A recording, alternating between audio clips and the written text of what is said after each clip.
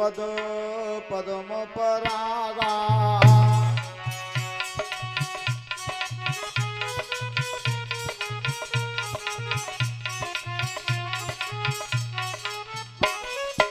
वंदहु गुरु पद पद्म परागा। सुरुच सुबास सरस अनुरागा।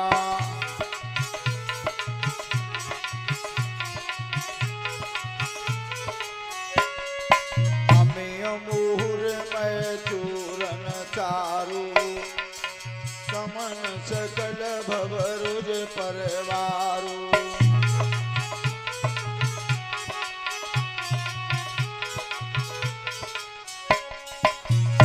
अरे जनक सुता जग जनन जानकी। अतिशय प्रिय करुणा निधान की।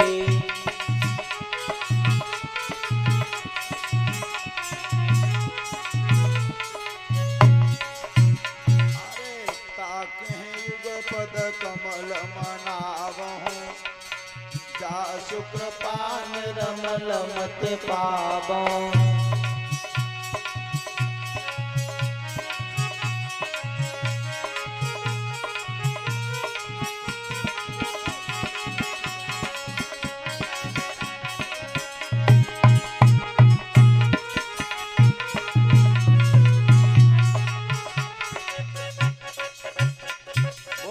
सत्य सनातन वैदिक धर्म की।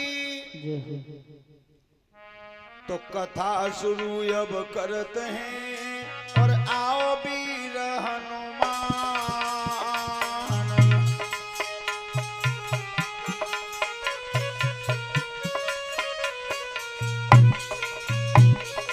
आसन आए विराजिए तेज पुंज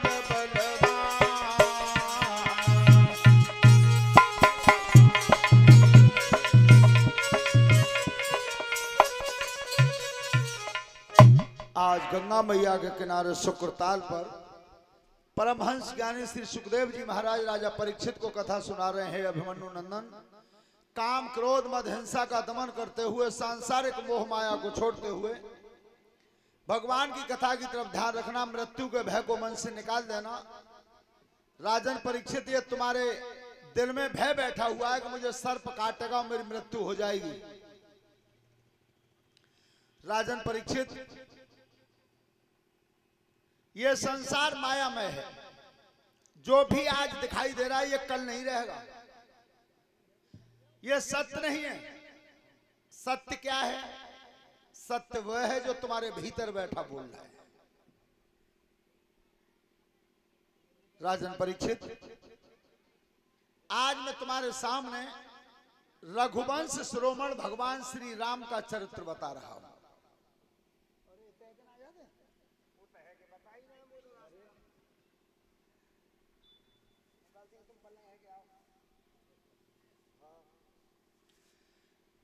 भगवान श्री राम का चरित्र बता रहा हूं। राजन परीक्षित, इस धरती पर भगवान अवतार लेकर के आए थे चैत के महीना में नौमी तिथि को, नौमी को।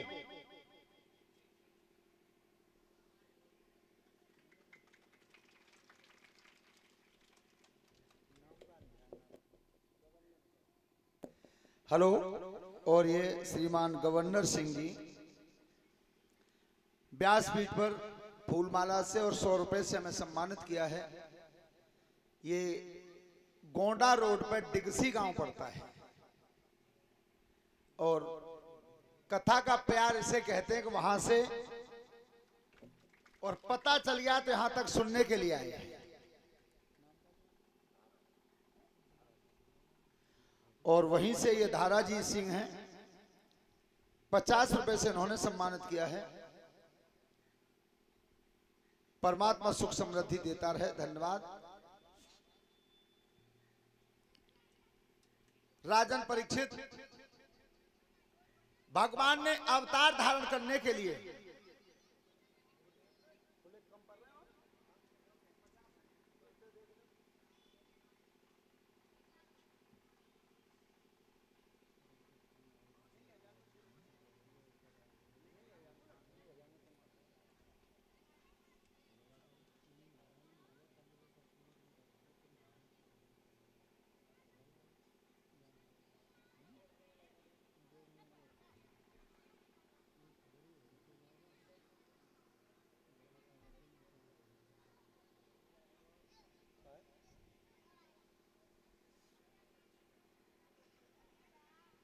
चलो बेटा बात मत करो। भगवान ने अवतार धारण करने के लिए अंक स्वीकार किया 9 का। 9वीं को 9 का अंक ही अक्षय हो गया। यह है भगवान राम की मर्यादा। पढ़ने वाले बच्चे सुने, 9 के अंक से तुम कितनी भी संख्या में गुणा करो और गुणनफल के अंकों को जोड़ोगे तो 9 का 9 ही रहेगा। कितनी भी संख्या में, लाखों करोड़ों अरबों तक गिनती में तुम 9 का गुणा कर देना, गुणनफल के अंकों को जोड़ोगे तो 9 का 9 ही रहेगा। यह है भगवान राम की मर्यादा। अंशन सहित ले अवतारा। विष्णु अंश अवतार भगवान श्री राम, गरुड़ जी अवतार भरत जी, शेष अवतार लक्ष्मण जी और चक्र सुदर्शन अवतार शत्रुघ्न जी।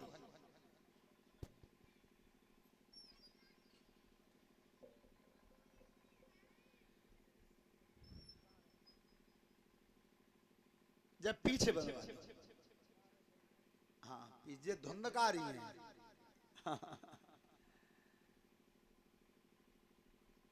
लला तुम कोई बालक बांधो पीछे भाई खम्मा पे, ये इतने उतने उड़तो है तो सामने पड़ता। चलो तुम बैठ लो। ध्यान रखना, जब भगवान राम अपने भाइयों के साथ बड़े हुए तो इधर राक्षस यज्ञ नहीं होने देते थे। यज्ञ नहीं होने देते थे तो विश्वामित्र ऋषि महाराज दशरथ जी के यहां आए। और एक बात ध्यान से सुन लेना, यज्ञ को बनाने वाले और बिगाड़ने वाले तब भी थे और अब भी हैं। तो जब राक्षस यज्ञ नहीं होने देते थे तो विश्वामित्र ऋषि आए महाराज दशरथ जी के यहां। लेकिन देखिए रामायण सिखाती क्या है। रामायण ये सिखाती है कि आज अगर कोई आता है विशेष व्यक्ति घर पे, तो बीरी सिंह जी न तो पानी की पूछी जाए न चाय की पूछी जाए, सबसे पहले बात जी बताई जाता है कि जेऊ कोठी मेरी है, जेऊ कोठी मेरी है, जे बड़े बादशाह को मेरो ही है, 2 कोठी में न करावा दू बना दी।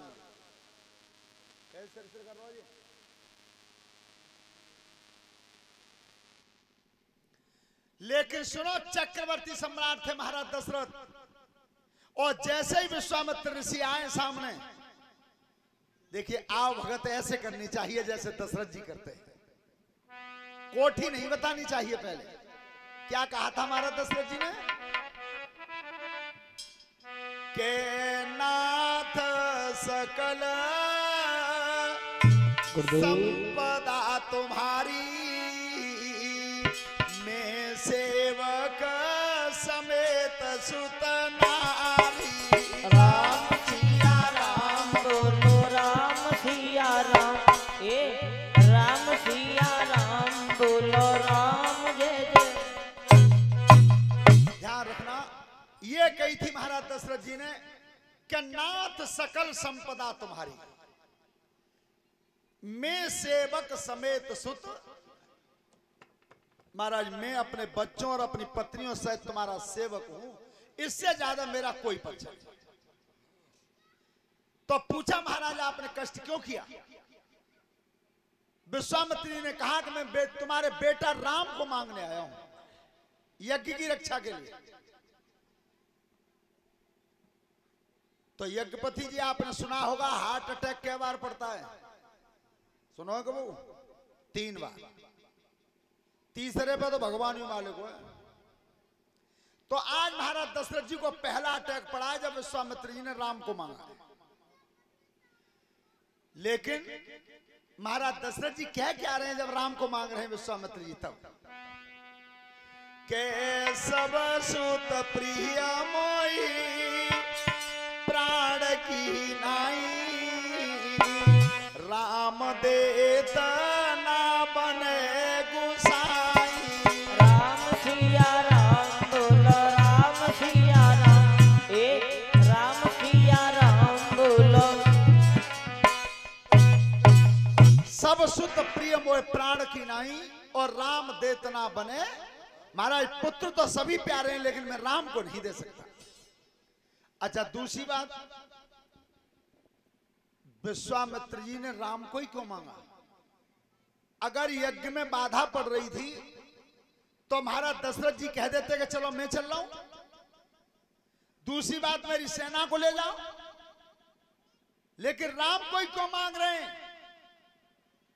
सभी श्रोता बंधु ध्यान से सुनना। 4 चीज ऐसी हैं जिनमें से अगर एक भी आती है तो घमंड आ जाता है। एक भी। कौन कौन सी? सबसे पहले सुंदरता, रूप सुंदर हो जाए तो घमंड आता है। दूसरा नंबर धन, धन बढ़ता है तब भी घमंड आता है। तीसरे नंबर ऐश्वर्य और चौथे नंबर कीर्ति। ये 4 में से एक भी आ जाए तो घमंड आ जाता है। लेकिन विश्वामित्र जी कहते हैं महाराज दशरथ जी अब की बार ताली बजाना। क्या कहा संत ने? विश्वामित्र जी कहते हैं महाराज दशरथ जी एक भी आती है तो घमंड आता है, पर तुम्हारे बेटा राम के ऊपर चारों की चारों फिर भी लेस मात्र घमंड नहीं है, इसलिए मैंने मांगा राम। पर महाराज शंका इस बात की है कि चारों बेटा प्यारे थे पर राम को क्यों नहीं दे सकते थे? राम को क्यों नहीं दे सकते थे? उसका एक कारण था। कौन सा? कि एक बार महाराज दशरथ जी जब तपस्या करने गए थे जंगल में और बरगद के नीचे बैठ गए थे आसन लगा करके और धनुष टेक दिया था, तो उस समय महाराज जब चेतनाहीन हो गए थे भजन करते करते, तब वहां आया कौन था? सुनो ऋषि धरि ध्यान, अरे भूप जब जंगल में आए,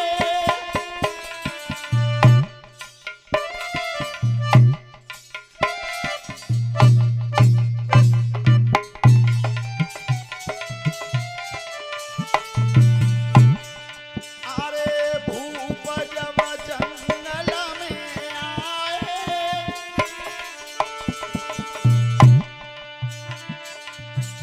और खरदूषण दो वीर घूम के राजा ढिंग धाए।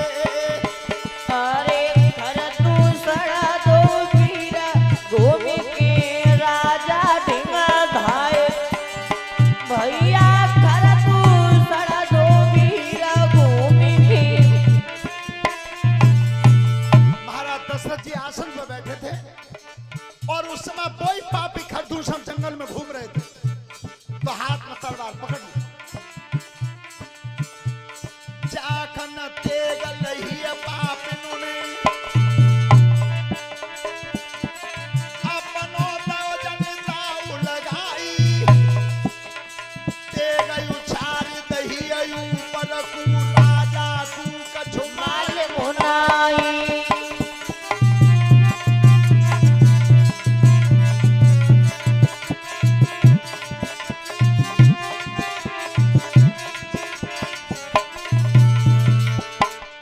ध्यान रखना, कब मारना चाहते हैं?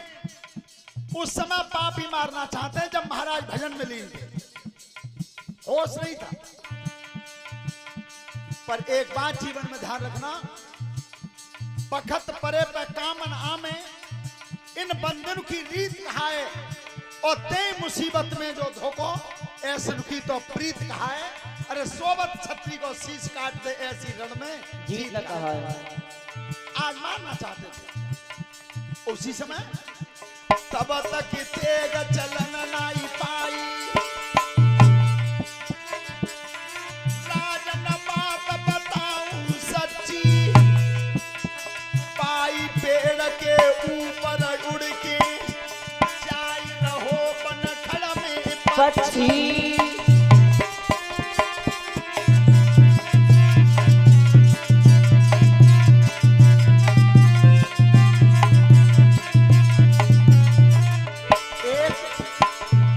उस बरगद के ऊपर होकर के एक पक्षी जा रहा था उड़ के, और इधर वो पापी राजा को मारना चाहते थे। वो पक्षी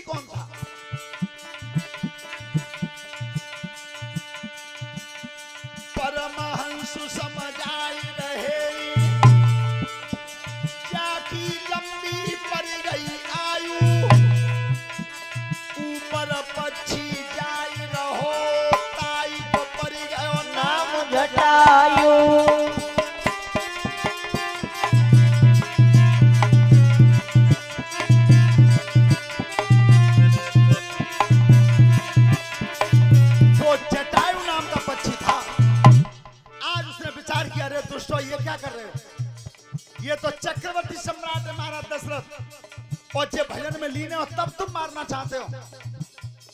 पक्षी उतर गया, धीरे धीरे उतर पर और अपने पंख दे फैलाई, अपनी दाई जान पे रख के राजा के लिए प्राण बचाई।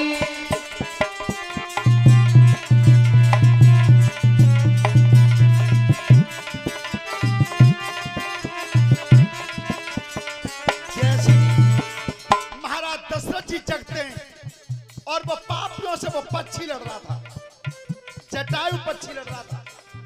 महाराज दशरथ ने एक तीर तरकस में से निकाल के जिस समय संधान किया, सब भाग गए। तब कही भैया तुमने आज मेरे प्राण बचाए हैं पक्षीराज, तो एक प्रस्ताव रखता हूं मैं तुम्हारे सामने। महाराज दशरथ जी प्रस्ताव रखते हैं, कौन सा? जान बचाई दही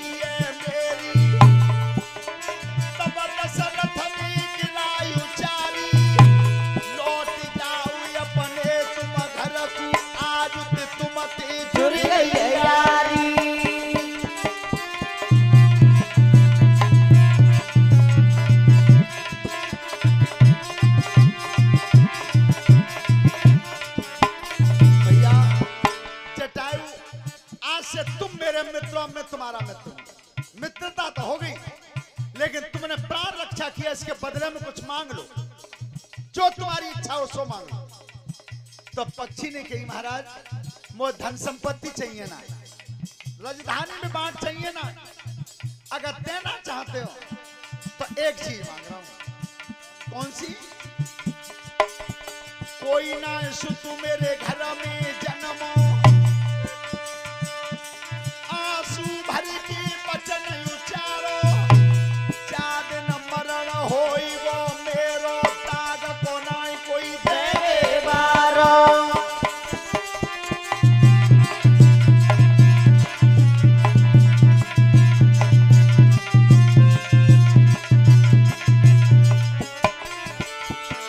दशरथ लौट जइयो अयोध्या को, जेठो जन्म जो राज दुलारो, बड़ो लला हो मैं तेरे घर में, ताई पे रहे अधिकार हमारा।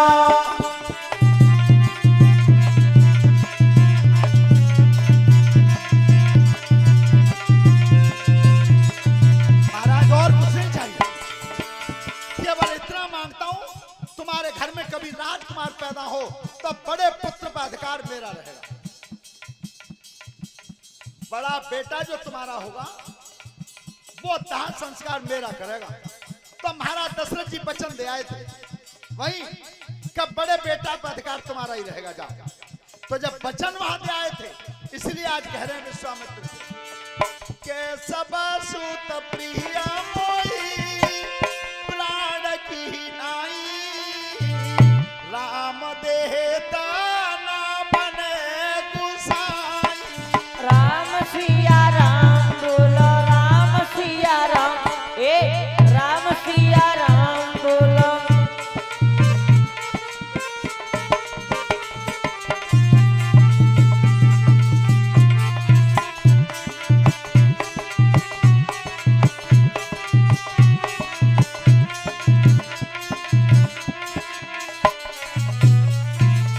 महाराज फिर भी मेरा एक निवेदन है, क्या तुम ले जा रहे हो तो जैसे ले जा रहे हो वैसे ही लौट आ जाना।